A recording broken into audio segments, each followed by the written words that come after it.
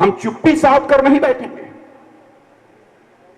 यह समझते हैं कि ऐसे आरोपों का सिलसिला चलता रहा। उस अटल बिहारी वाजपेयी, जिस अटल बिहारी वाजपेयी को भले ही हमारे विरोधी दल का कोई नेता क्यों न हो, कितने सम्मान की नजरिए से देखता है, आप सभी जानते हैं। और साथ ही साथ दो और नेताओं का, पढ़े लिखे लोग उन दोनों नेताओं को जानते होंगे, श्री जसवंत सिंह और श्री अरुण शौरी, जिनकी निष्ठा और ईमानदारी पर कभी कोई प्रश्न चिन्ह नहीं लगा सकता। उनको भी उसमें शामिल करके दिखाने की कोशिश उस ज्वाइंट पार्लियामेंट्री कमेटी की ड्राफ्ट रिपोर्ट में किया गया। 25 तारीख को संयुक्त संसदीय समिति की बैठक हो रही है। हम लोगों ने कहा है कि इसका जमकर विरोध किया जाना चाहिए। यदि संयुक्त संसदीय समिति ने हमारे अटल बिहारी वाजपेयी के ऊपर यदि उंगली उठाई तो मैं फिर से अपनी बात को दोहराना चाहता हूं, हम हाथ पर हाथ धर कर नहीं बैठेंगे। लोकतांत्रिक तरीके से गांव-गांव में, गली-गली में, गलियारों में हम इस सरकार का विरोध करेंगे और इस सरकार को हम उखाड़ फेंकेंगे। क्या हो गया है इस हुकूमत को? ये राजा जो इस मामले में मुख्य अभियुक्त हैं, जो उस समय दूरसंचार मंत्री हैं, वो बार बार चिट्ठी लिखकर दे रहे हैं, कह रहे हैं कि मैं संयुक्त संसदीय समिति के समक्ष आकर यह बताना चाहता हूं कि यह जो गड़बड़ हुआ है, मैंने ही गड़बड़ नहीं किया है, बल्कि प्रधानमंत्री जी और वित्त मंत्री ने भी गड़बड़ किया है। और उस संयुक्त संसदीय समिति के चेयरमैन वह कांग्रेस पार्टी के, वह उस व्यक्ति को जो मुख्य अभियुक्त है उसकी बात भी सुनने को तैयार नहीं हो रहे हैं। क्या यही निष्पक्षता है? मैं कांग्रेस के मित्रों से कहना चाहता हूं, संसद की गरिमा को मत गिराइए और साथ ही साथ संसद की जो समितियां होती हैं उनकी विश्वसनीयता के ऊपर प्रश्न चिन्ह लगाने की कोशिश मत कीजिए। यदि यही हो गया, संसद की विश्वसनीयता और संसद की गरिमा पर यदि सवालिया निशान लग गया, तो बहनों भाइयों, देश में लोकतंत्र लंबे समय तक जिंदा नहीं रह सकता। कोयले का घोटाला भी कई हजार करोड़ रुपए का घोटाला। इस देश की सबसे बड़ी अदालत सुप्रीम कोर्ट ने यह कहा कि सीबीआई इसकी जांच करेगी, लेकिन सीबीआई जो जांच रिपोर्ट तैयार करेगी उसके प्रधानमंत्री और गृह मंत्री अथवा कानून मंत्री नहीं देखेंगे, बल्कि सीधे सीबीआई वह रिपोर्ट हमारे सुप्रीम कोर्ट में पेश करेगी। लेकिन इस देश की सबसे बड़ी अदालत की अनदेखी करते हुए हमारे यहां के भारत सरकार के कानून मंत्री ने बुलाकर सीबीआई को यह कहा कि कैसी रिपोर्ट सुप्रीम कोर्ट के सामने पेश कर रहे हो, हम देखना चाहते हैं, और उसमें परिवर्तन कराने का काम किया। जिस दिन संसद चलेगी, बहनों भाइयों, संसद चले अथवा न चले, संसद को चलाने की प्राथमिक जिम्मेदारी यदि किसी की होती है तो सत्ताधारी दल की होती है। हम भी चाहते हैं कि संसद चले, लेकिन इस तरीके से इस हिंदुस्तान के लोगों को लूटने की कोशिश जो कांग्रेस के द्वारा की जा रही है, जब तक भारतीय जनता पार्टी प्रतिपक्ष में है, कांग्रेस को किसी भी सूरत में इजाजत नहीं दे सकती है। संसद के दोनों शब्दों में हम इस आवाज को बुलंद करेंगे। क्या हो रहा है? अभी अभी हमारे विजय गोयल जी और हमारे सारे पूर्ववक्ता, हमारे राजेश गहलोत जी, सारे लोग ये चर्चा कर रहे थे दिल्ली में क्या हो रहा है। शीला जी, आप 14 वर्षों से मुख्यमंत्री हैं इस दिल्ली राज्य की। 14 वर्षों का समय दिल्ली को सुधारने के लिए, दिल्ली को बनाने के लिए यह कोई कम समय नहीं है। बिजली, बेतहाशा बिजली की कीमत बढ़ाई जा रही है। आप बिजली कंपनियों से 2 रुपया 40 पैसा और 2 रुपया 60 पैसा प्रति यूनिट की दर से बिजली खरीद रही हैं, और हमारे दिल्ली वासियों को आप 5.5, 6.5, 7 रुपए प्रति यूनिट की दर से बिजली बेच रही है। क्या सरकार भी अब मुनाफाखोरी करेगी? कितना प्रॉफिट ये सरकार लेना चाहती है? अब यदि कोई कहता है तो हमारी मुख्यमंत्री, जैसा मुझे बतलाया गया, वो कहती है दिल्ली वालों के पास कोई खास कोई पैसे उससे की कमी नहीं है। थोड़ा सा यदि बिजली का किराया यदि बढ़ गया तो उससे हमारे दिल्ली की जनता पर कोई असर नहीं पड़ने वाला है।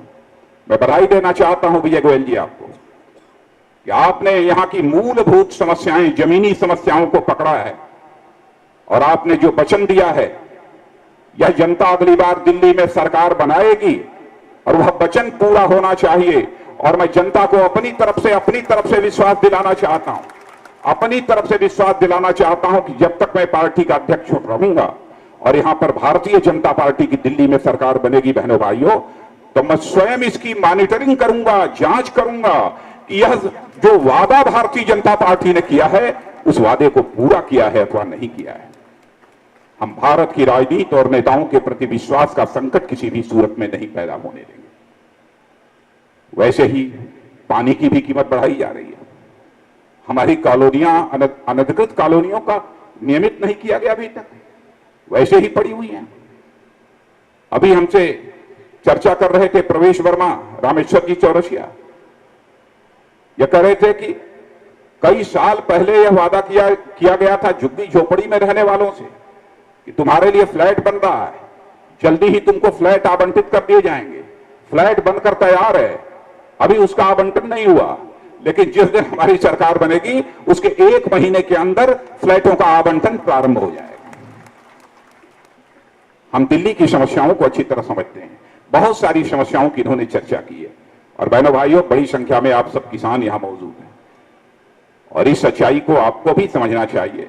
हिंदुस्तान की अकेली पार्टी है भारतीय जनता पार्टी है जो इस सच्चाई को समझती है। केवल बड़े बड़े उद्योगों के माध्यम से ही भारत को धनवान भारत नहीं बनाया जा सकता। भारत को धनवान भारत बनाना चाहते हैं, आज अमीर और गरीब के बीच की भी खाई तेजी के साथ बढ़ रही है। क्यों बढ़ रही है? एक तरफ आज हमारा किसान आत्महत्या करने को मजबूर हो रहा है, करोड़ों की संख्या में लोग सड़कों पर भीख मांगते हुए आपको दिखाई देंगे। यह आजादी के 65 वर्षों का करिश्मा है इस कांग्रेस की हुकूमत का। क्यों इस प्रकार के हालात हैं? क्या एक ऐसा आर्थिक मॉडल यह हिंदुस्तान स्वीकार नहीं कर सकता जिसमें अमीर और गरीब के बीच आमदनी की जो खाई है इसको कम किया जा सके? क्या हम ऐसा आर्थिक मॉडल नहीं स्वीकार कर सकते जिस आर्थिक मॉडल के माध्यम से गरीबों की संख्या को समाप्त किया जा सके? क्या हमारे पास आर्थिक मॉडल ऐसा नहीं है कि हम बेरोजगार नौजवानों के हाथों को रोजगार का अवसर मुहैया करा सकें? क्या ऐसा हमारे पास मॉडल नहीं है? चाहे वह महात्मा गांधी रहे हों, चाहे पंडित दीनदयाल उपाध्याय रहे हों, चाहे डॉक्टर राम मनोहर लोहिया रहे हों, सब लोगों ने वह आर्थिक मॉडल दिया है, लेकिन कांग्रेस उसे कभी स्वीकार नहीं कर सकती। जिस दिन भारतीय जनता पार्टी आएगी बहनों भाइयों, उस दिन हम इस आर्थिक मॉडल को स्वीकार करेंगे और 10 से लेकर 12 वर्षों के अंदर इन सारी समस्याओं का हम हिंदुस्तान में निदान करेंगे। इस संकल्प के साथ हम कदम आगे बढ़ाने की कोशिश करेंगे। लेकिन अब देश की जनता परिवर्तन चाहती है। परिवर्तन इसलिए चाहती है, केवल महंगाई के कारण नहीं, वह तो है ही अपनी जगह समस्या। भ्रष्टाचार वह तो है ही, इसमें कहीं दो मत नहीं। आप जानते हैं कि देश की सीमाओं की रक्षा यदि कोई करता है तो किसान परिवार की मां की कोख से पैदा हुआ जवान ही भारत की सीमाओं की रक्षा अपने सीने का बटन खोलकर करता है। लेकिन आज हमारा सीमा की सुरक्षा करने वाला सेना का जवान भी अपने को सुरक्षित नहीं महसूस कर रहा है।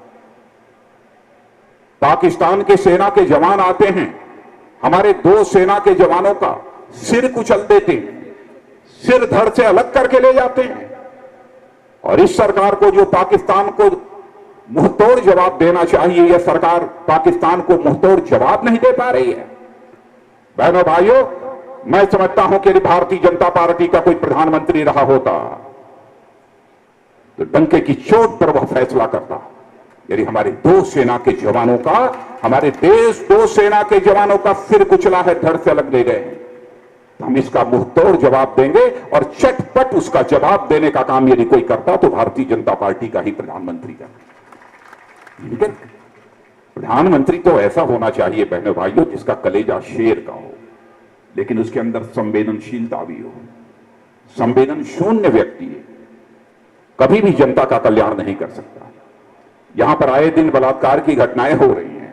क्यों हो रही हैं? कहीं ना कहीं दिल्ली में और साथ ही केंद्र में बैठी हुई सरकार के अंदर जो संवेदनशीलता होनी चाहिए वह संवेदनशीलता समाप्त हो गई है। यह सरकार पूरी तरह से संवेदन शून्य हो गई है।